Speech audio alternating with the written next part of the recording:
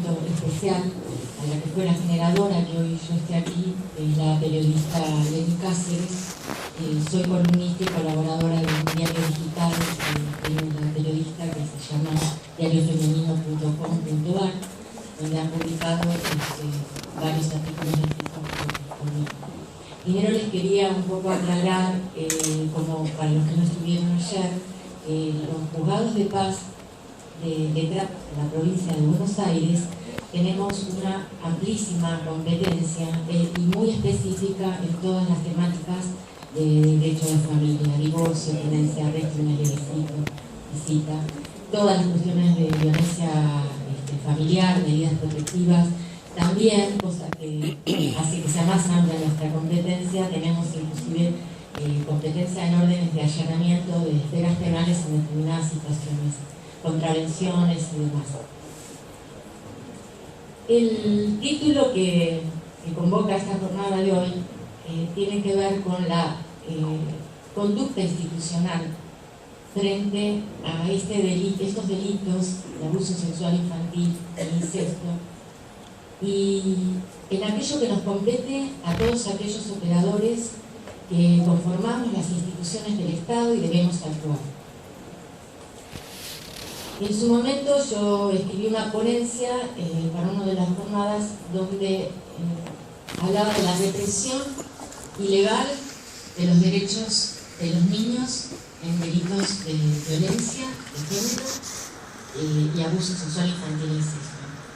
Hay desde mi concepción, una íntima relación en el análisis de estos temas que tienen que ver con niños, con todo el andamiaje de normas de derechos humanos que rigen el derecho a nivel universal y que nos obliga a todos los funcionarios del Estado, los jueces somos funcionarios del Estado, a hacer efectiva las normas que protegen los derechos humanos de los niños.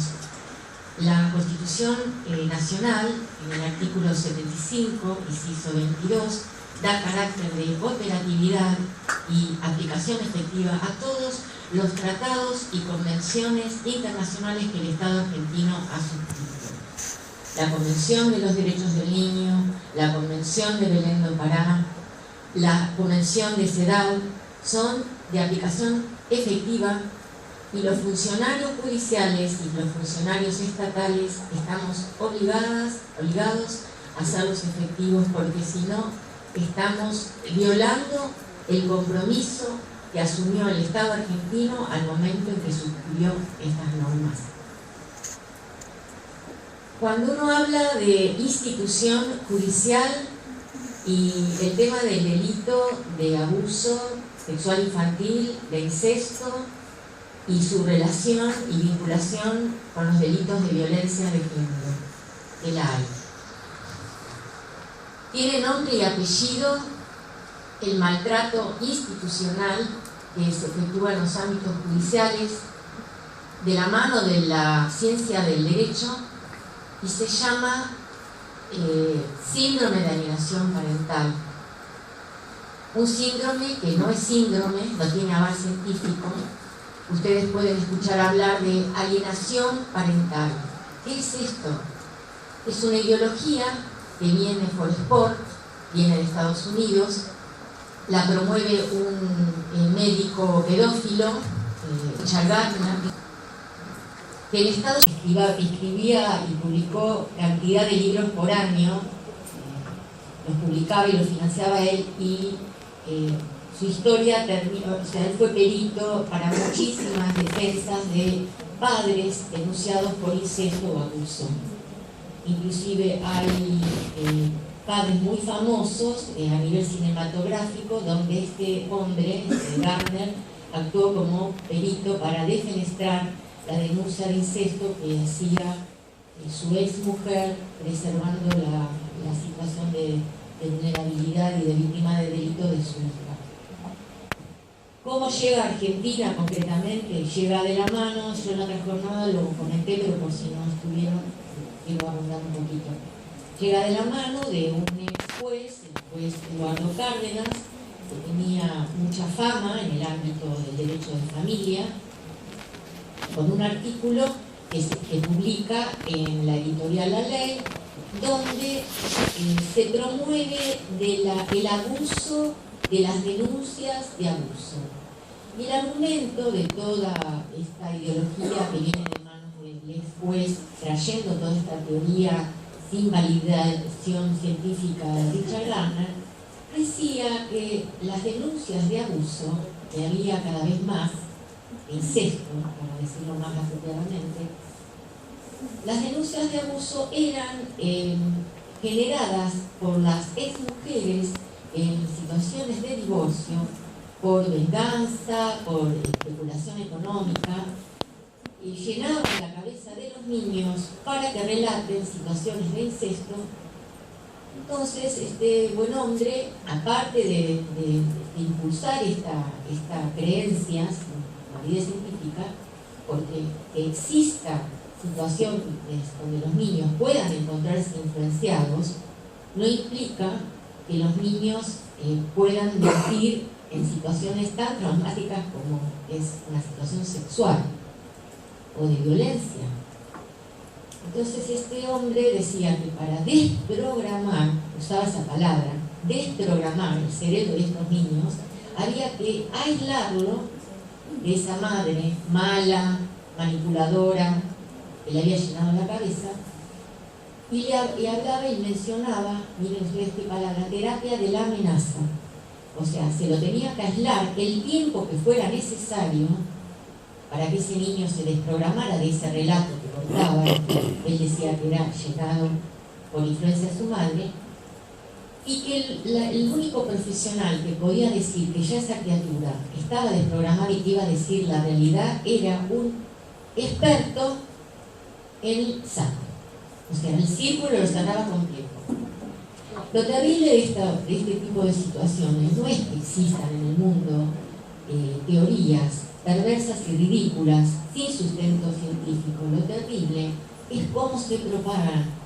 Entonces, ¿qué es lo que emerge de esto? Se propagan porque en realidad hay una muy fuerte ideología que las sustenta, las vende, las exporta. Y es lo que pasó con relación a este artículo en Argentina.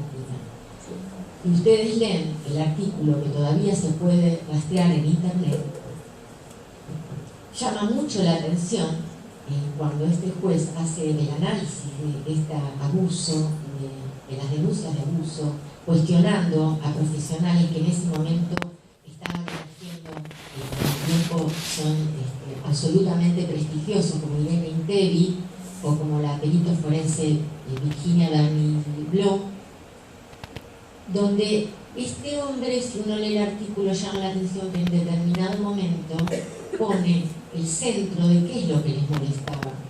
Les molestaba que los jueces habían empezado a creer el relato de los niños. Y ustedes saben que en el ámbito penal, el tema de la prueba, en el delito, la prueba fundamental es el relato de los niños.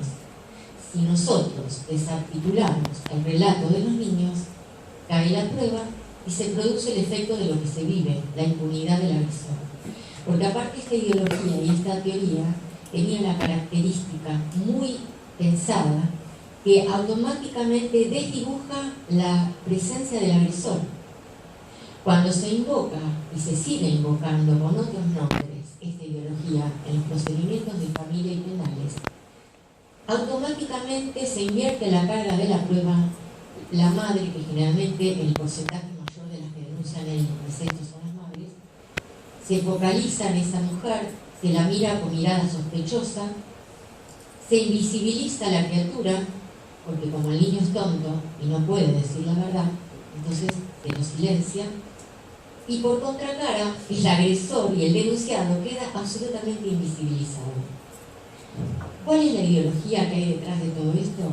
La ideología que está detrás de todo esto es una ideología patriarcal.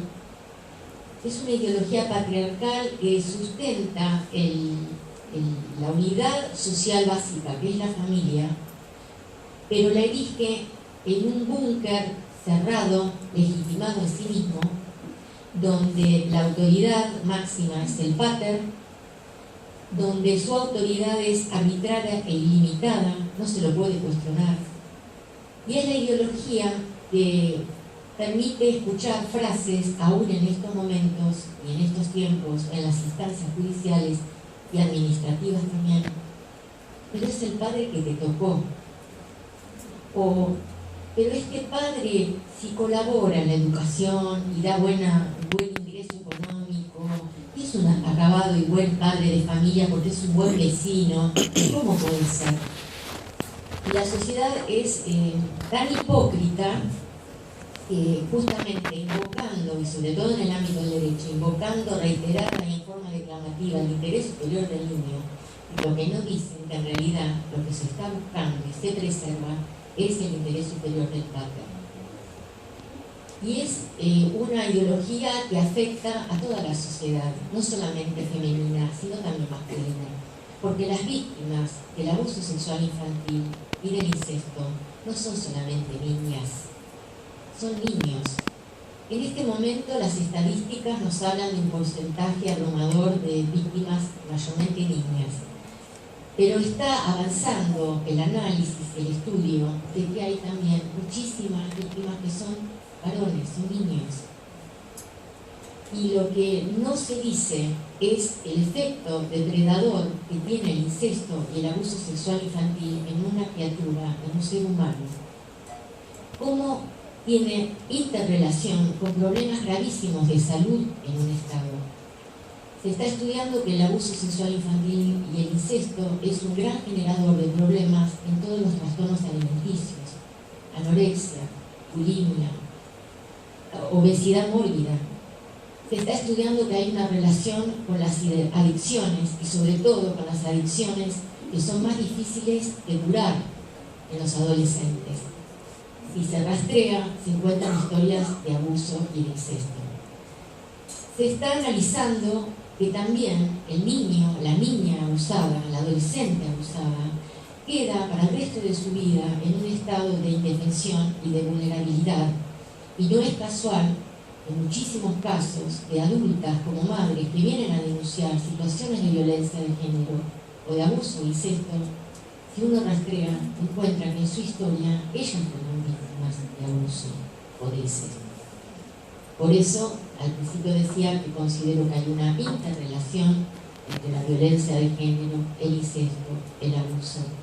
Y si seguimos relacionando, también hay una relación con el delito mafioso que nos asola, que es la trata, la prostitución infantil, la pornografía infantil. ¿Por qué? Porque en esto lo dice muy claramente Jorge Volnovich, el psicólogo y psiquiatra tan prestigioso y que hace tantos años estudia el tema. Necesitan materia prima frágil infantil.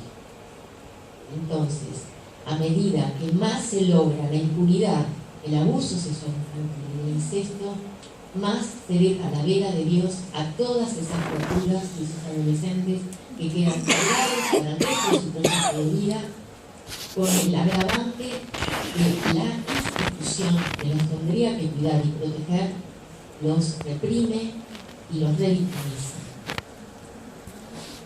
La Convención de los Derechos del Niño dice muy claramente en varios artículos que la función y el sentido del interés superior del niño es la protección y el cuidado del niño.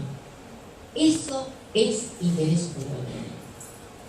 Que lo quieran manipular en otros sentidos es contrario al profundo ideología que pone la Convención de los Derechos del Niño. ¿Por qué?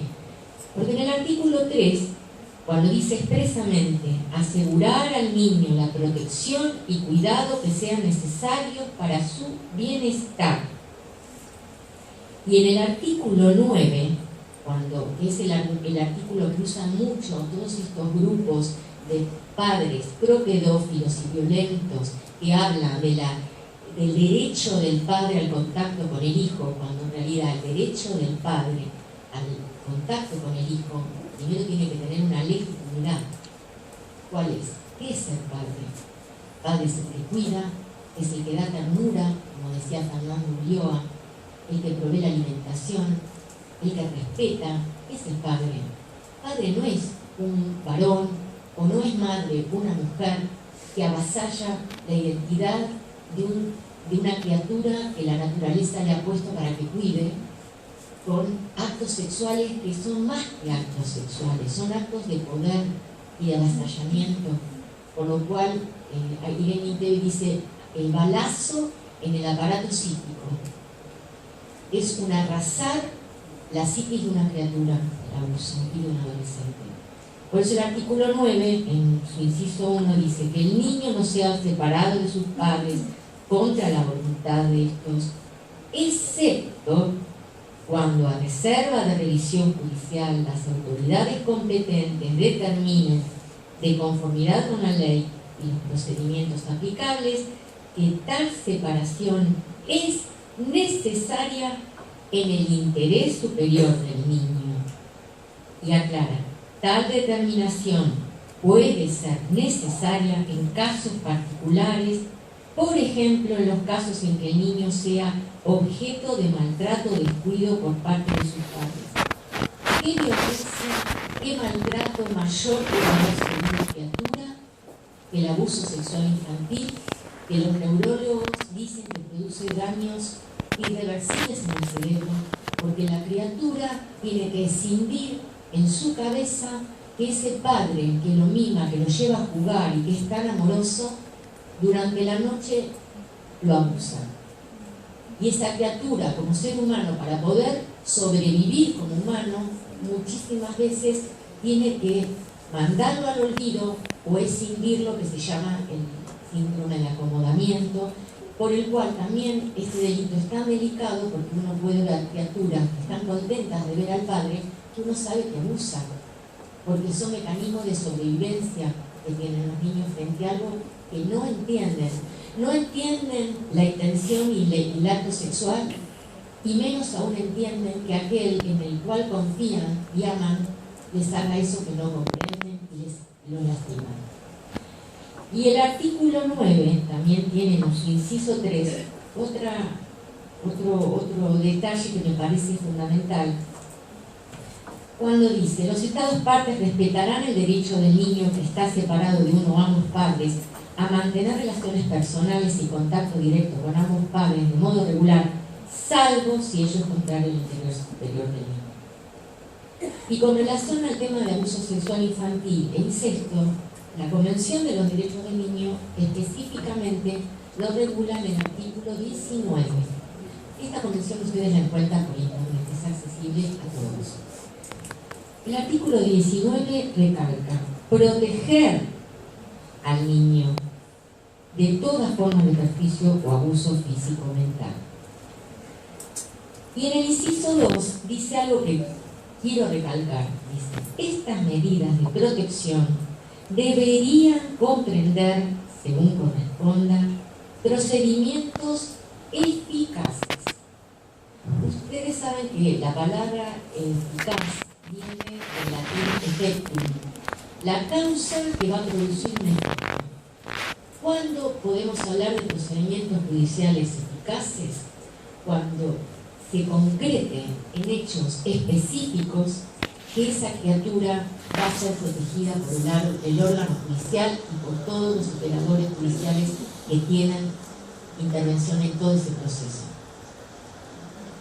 Si nosotros en este momento del siglo XXI hablamos que el incesto y el abuso sexual infantil, como lo dijo en un artículo el doctor Carlos Rosansky, es el delito más impune de la tierra, significa que los procesos judiciales están siendo ineficaces y que los operadores del Estado, y asumo el rol, los jueces, estamos violando la Convención Internacional de los Derechos del Niño y estamos declamando un interés superior del niño que no aplicamos, porque en realidad lo que se está escondiendo, que lo dije antes, se está aplicando el interés superior del padre, y en los procesos penales, donde he observado por artículos que en su momento y sentencias que me dieron a analizar en estas editoriales jurídicas, que ni siquiera se invoca los principios de la Convención de los Derechos del Niño, cuando en realidad los jueces penales,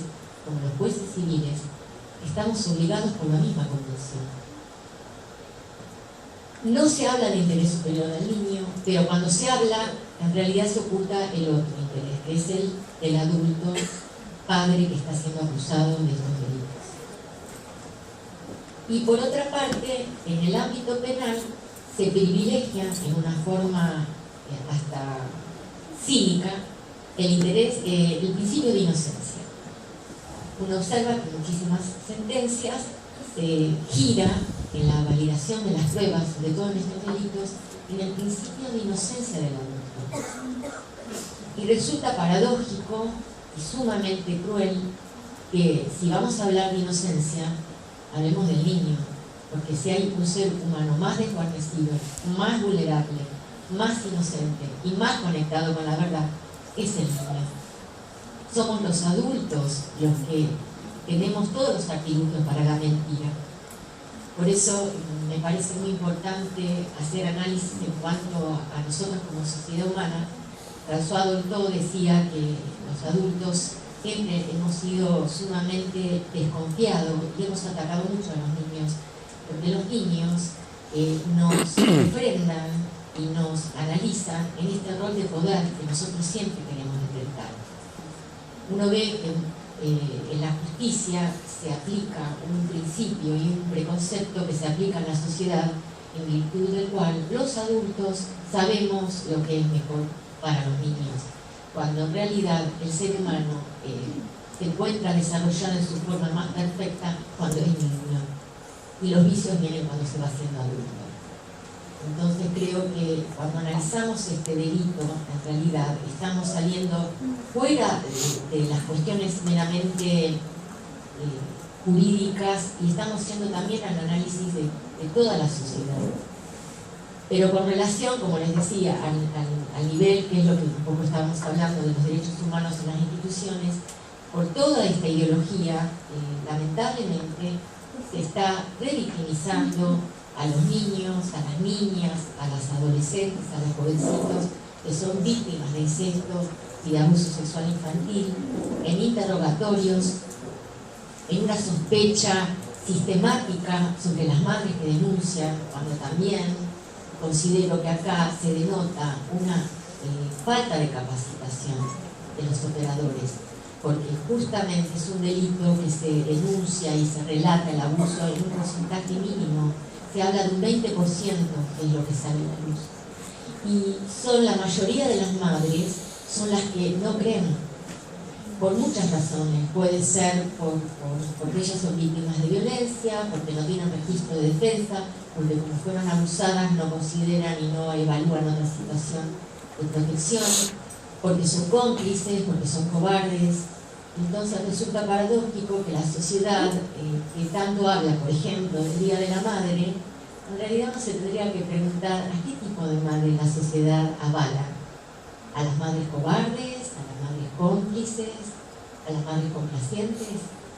¿Qué pasa con estas otras madres que, superando su propio trauma, porque ellas también son víctimas del delito de incesto, superando su propio trauma de descubrir que aquel con el que formaron una pareja y creyeron y confiaron, no solamente daña la parte más visceral de una mujer, en el 90% de los casos que es su hijo, sino que también la daña en su estima como mujer.